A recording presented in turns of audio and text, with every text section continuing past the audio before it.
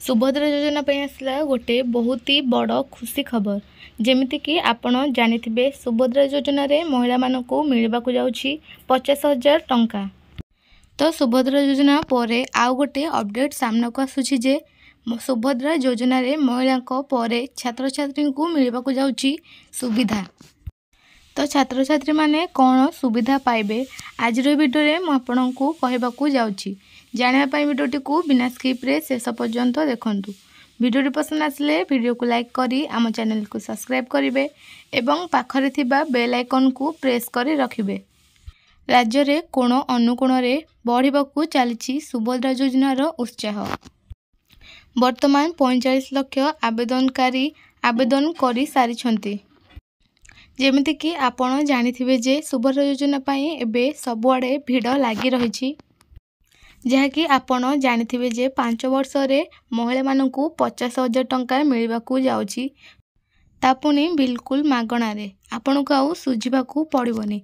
5,000 लेखाएं करी आपनकू 5 वर्ष रे 50,000 टंका मिलबाकू जाउछि। तो छात्र छात्रांग पाई जेउ अपडेट मिलबाकू जाउछि जे एने घरे घरे सुभद्रा योजना बाबद रे छात्र छात्रींक मध्य रे प्रतिभार प्रतियोगिता करा जिवो।